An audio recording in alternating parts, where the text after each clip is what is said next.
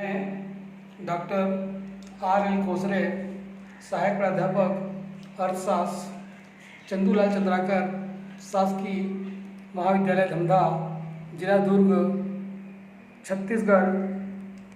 आज मैं M.A. Fourth semester अर्थशास्त्र के पेपर फोर्थ सामाजिक क्षेत्र का अर्थशास्त्र के यूनिट नंबर 3 वन संसाधन फॉरेस्ट रिसोर्सेस के संदर्भ में आपके बीच चर्चा करने जा रहा हूँ।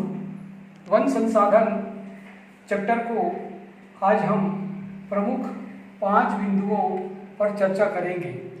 पहला बिंदु है वन संसाधन क्या है। दूसरा, भारत में वन का क्षेत्र किस प्रकार है और वन के प्रकार कितने हैं। नंबर 3 पर भारत में वन संपदा की प्रमुख समस्याएं एवं समाधान किस प्रकार किए जा सकते हैं। नंबर 4, वनों के विकास के लिए सरकार द्वारा उठाए गए कदम एवं सुझाव। नंबर 5 बिंदु पर भारतीय अर्थव्यवस्था में वनों का महत्व एवं निष्कर्ष। आइए देखते हैं। सबसे पहले नंबर 1 शीर्षक पर वन संसाधन क्या है। वन संसाधन प्राकृतिक संसाधनों का एक भाग है जिसे प्रकृति द्वारा मानव विकास हेतु उपहार स्वरूप प्रदान किए जाते हैं। इस प्रकार वन संसाधन प्रकृति दत्त है जो मनुष्यों के विकास के लिए प्राप्त हुए हैं उपहार स्वरूप। दूसरी कड़ी पर देखते हैं भारत में वनों का क्षेत्र की क्या स्थिति है। भारतीय वन रिपोर्ट 1917 के अनुसार भारत में वनाच्छादित क्षेत्रफल 7,08,273 वर्ग किलोमीटर है, जो देश की कुल भौगोलिक क्षेत्रफल का मात्र 21.54% है। इस प्रकार भारत में वनों के क्षेत्रफल का जो विभिन्न राज्यों में क्या स्थिति है, इस पर अगर जाएं तो हमें यह पता चलता है कि मध्य प्रदेश वनों के क्षेत्रफल की दृष्टि में प्रथम स्थान रखता है, अरुणाचल प्रदेश द्वितीय, छत्तीसगढ़ तृतीय, उड़ीसा चौथे नंबर पर एवं महाराष्ट्र 5वें नंबर पर है। इस प्रकार भारत में वनों का क्षेत्रफल अलग अलग राज्यों में भिन्न भिन्न है। आते हैं भारत में पाए जाने वाले वन कितने प्रकार के हैं। भारत में पाए जाने वाले वर्गों को अध्ययन की सुविधा की दृष्टि से 2 भागों में विभक्त किए गए हैं। नंबर 1 पर है सरकारी आधार पर वनों के प्रकार। सरकारी आधार पर वन के 3 प्रकार बताए गए हैं। नंबर 1 आरक्षित वन। ये वन सरकारी संपत्ति की श्रेणी में आते हैं और ऐसे वनों का प्रयोग कोई भी व्यक्ति सरकार की अनुमति के बगैर नहीं कर सकता है। इस प्रकार के वन बाढ़ों के रोकथाम, भूमि के कटाव को रोकने, भूमि को रेगिस्तान होने से बचाने, जलवायु को संतुलित बनाए रखने में ये आरक्षित वन काफ़ी महत्वपूर्ण होते हैं। दूसरे प्रकार के वन हैं संरक्षित वन। ये वन भी शासकीय संपत्ति की श्रेणी में आते हैं। इन वनों का उपयोग करने का अधिकार निश्चित शर्तों के आधार पर कुछ व्यक्तियों को दिया जाता है। तीसरे प्रकार का वन है अवर्गीकृत वन। ऐसे वन को सरकार कुछ राशि शुल्क के रूप में लेकर व्यक्तियों से लेकर लकड़ी काटने अथवा पशुओं को चराने की अनुमति दे सकते हैं। अगर हम सरकारी शासकीय जो वन हैं 3 प्रकार के, उन वनों का प्रतिशत कितना है उसको अगर देखें तो हमें यह पता चलता है कि आरक्षित वन का प्रतिशत 55 है, संरक्षित वन का प्रतिशत 28 है और अवर्गीकृत वन का प्रतिशत 17 है। इस प्रकार जो सरकारी जो आंकड़ों के आधार पर जो वन है संरक्षित, आरक्षित और वर्गीकृत, ये वनों का इस प्रकार प्रतिशत है। आते हैं वनों के दूसरे प्रकार के आधार पर, प्रकृति के आधार पर वन। ये 6 प्रकार के पाए जाते हैं। पहला है सदाबहार वन। सदाबहार वन जिन क्षेत्रों में 200 सेंटीमीटर से अधिक वर्षा होती है, ऐसे क्षेत्रों में सदाबहार वन पाए जाते हैं। चूंकि यहाँ पर वर्षा पर्याप्त होती है, इसलिए सदाबहार वन में पाए जाने वाले जो पौधे साल भर हरे भरे होते हैं। इस वन में पाए जाने वाले प्रमुख वृक्ष बांस, ताड़, रबड़, आबनूस, चंदन इत्यादि हैं। प्रश्न ये उठता है कि इस प्रकार के वन भारत में कहाँ पाए जाते हैं? तो सदाबहार वन भारत के मेघालय, त्रिपुरा, मिजोरम, असम, उत्तराखंड और हिमाचल प्रदेश में पाए जाते हैं। सदाबहार वन भारत के कुल क्षेत्रफल का 12% क्षेत्र में पाए जाते हैं। दूसरे प्रकार के वन है मानसूनी वन। ये वन जहाँ पर 100 से 200 सेंटीमीटर के बीच में वर्षा होती है, उन्हीं क्षेत्रों में ये मानसूनी वन पाए जाते हैं। मानसून समाप्ति के पश्चात इन वनों में पाए जाने वाले जो पेड़ पौधों की पत्तियां हैं वो झड़ जाते हैं, इसलिए मानसूनी वन को हम पतझड़ वन के नाम से भी जानते हैं। इस प्रकार के वन में पाए जाने वाले प्रमुख वृक्ष साल, सागौन, शीशम, चंदन आदि हैं। ये इस प्रकार के मानसूनी वन भारत में कहाँ पाए जाते हैं?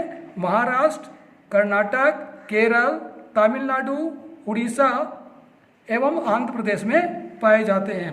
तीसरे प्रकार के वन है मरुस्थली वन।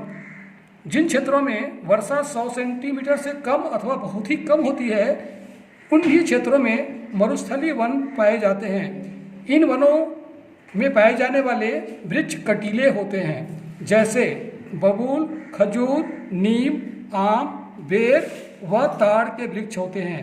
मरुस्थली वन भारत में राजस्थान, उत्तर प्रदेश, दक्षिणी प्रायद्वीप एवं शुष्क भागों में पाए जाते हैं।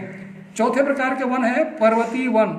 ये वन पहाड़ों पर पाए जाते हैं, जहाँ पर जैसे हिमालय पर्वत, और इस प्रकार के वन में औषधियों के वृक्ष पाए जाते हैं।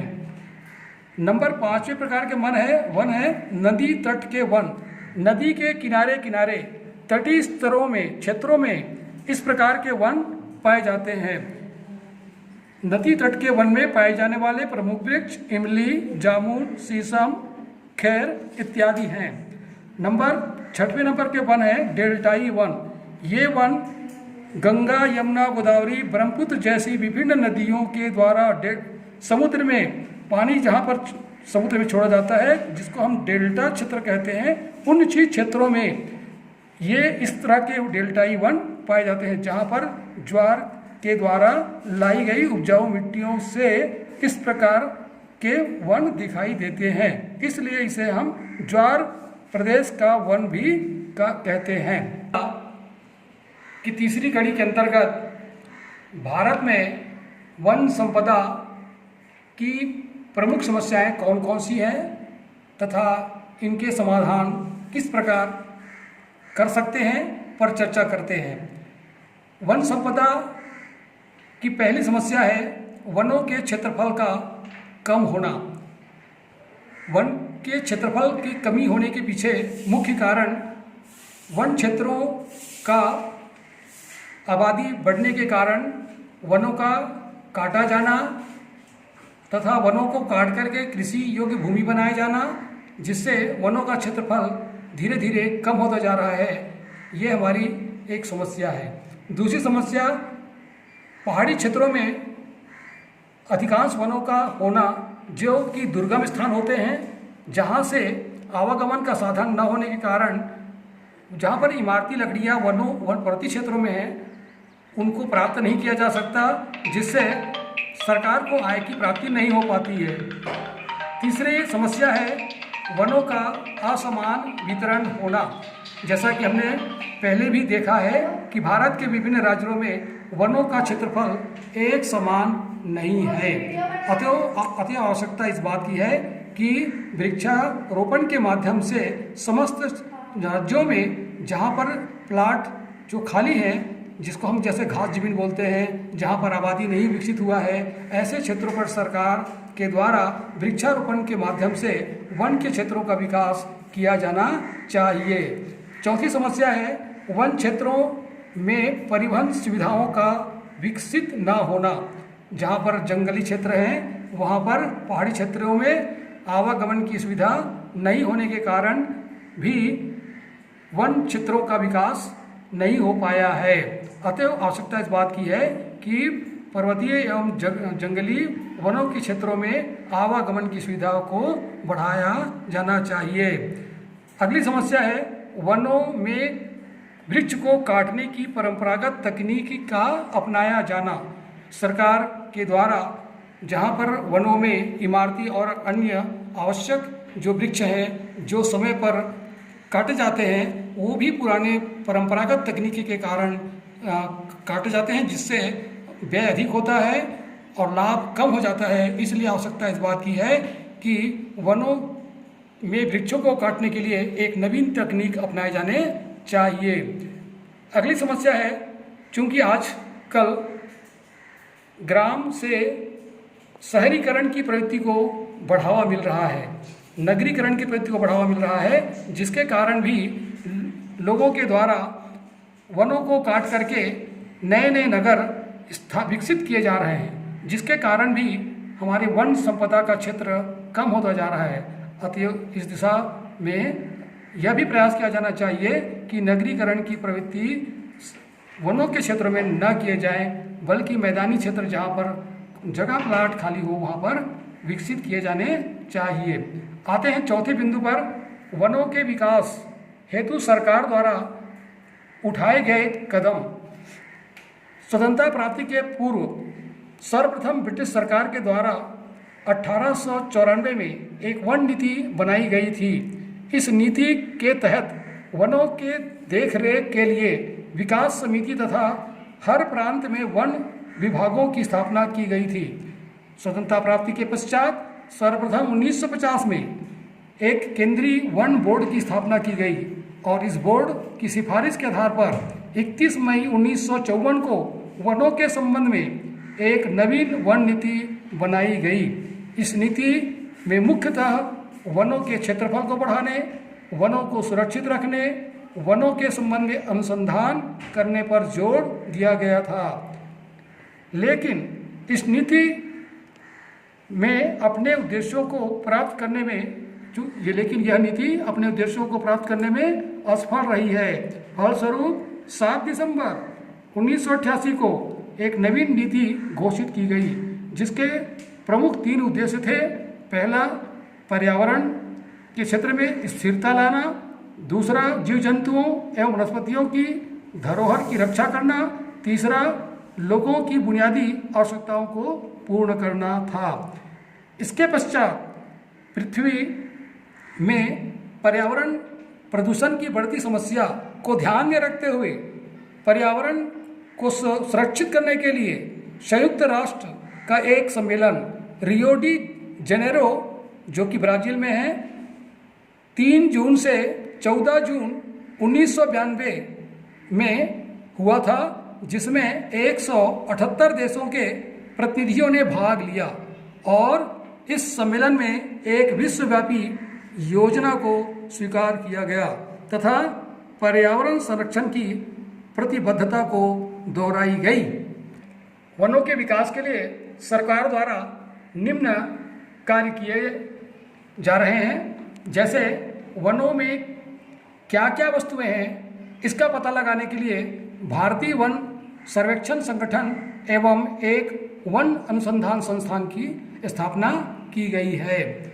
दूसरे उपाय हैं, काष्ठ कला प्रशिक्षण केंद्र की स्थापना देहरादून में की गई है, ताकि वन उपजों से प्राप्त होने वाली सामग्रियों से एक नवीनतम चीज़ों का निर्माण प्रशिक्षित बढ़ई के द्वारा, कलाकारों के द्वारा निर्माण किया जा सके। नंबर 3, राज्य वन विकास निगमों की स्थापना की गई। नंबर 4, वन का क्षेत्रफल बढ़ाने एवं वनों के प्रति जागरूकता पैदा करने की प्रवृत्ति को बढ़ाने हेतु वन महोत्सव का आयोजन प्रतिवर्ष 1 जुलाई से 7 जुलाई के मध्य आयोजन किया जाता है। नंबर 5, वन भूमि को सरकार की अनुमति के बिना कृषि भूमि में परिवर्तित न किया जाए, इस हेतु वन संरक्षण अधिनियम बनाया गया है। नंबर 6, राष्ट्रीय वन आयोग का गठन किया गया है, जो कि 7 फरवरी 2003 को गठित किया गया। नंबर 7, समन्वित वन सुरक्षा योजना एवं हरियाली परियोजना योजना भी प्रारंभ की गई है। इसी प्रकार के अन्य सुझाव हैं, वन क्षेत्रों का विकास किया जाए, वृक्षारोपण को प्रोत्साहित किया जाए, सड़कों, नहरों, रेलवे लाइन के दोनों ओर वृक्षारोपण किया जाए, वन संरक्षण को बढ़ावा देने हेतु कानून को प्रभावी ढंग से लागू किया जाए। अंत में देखते हैं भारतीय अर्थव्यवस्था में वनों का क्या महत्व है। जैसा कि आप सभी को मालूम है कि भारतीय अर्थव्यवस्था में वनों का बहुत अधिक महत्व है। वनों से हमें जलाने के लिए केवल लकड़ी ही प्राप्त नहीं होती, वरन उद्योग धंधों के लिए बहुत से कच्चे पदार्थ भी प्राप्त होते हैं। इसके अलावा रोजगार की प्राप्ति भी होती है। वनों से प्राप्त होने वाली जड़ी बूटियों के द्वारा रोगियों का भी उपचार किया जाता है। इसके अतिरिक्त पशुओं के लिए भी चारे की प्राप्ति होती है और सरकार को राजस्व भी प्राप्त होता है। इतना ही नहीं, वन पर्यावरण प्रदूषण को नियंत्रित करने में सहायक होते हैं, जलवायु को संतुलित बनाए रखने में मदद मिलती है, वन मिट्टी के कटाव को रोकता है, प्रकृति की सुंदरता वनों के माध्यम से बढ़ती है, वन वर्षा कराने में सहायक होते हैं। इतना ही नहीं, वन भूमि की उर्वरा शक्ति को बढ़ाने में भी सहायक होते हैं। इस प्रकार पर्यावरण शुद्धिकरण में भी ये सहायक होते हैं। अंत में हम ये कह सकते हैं निष्कर्ष बतौर कि भारतीय अर्थव्यवस्था के विकास में वन संसाधन का विशेष महत्व है, जिसे नकारा नहीं जा सकता है। धन्यवाद।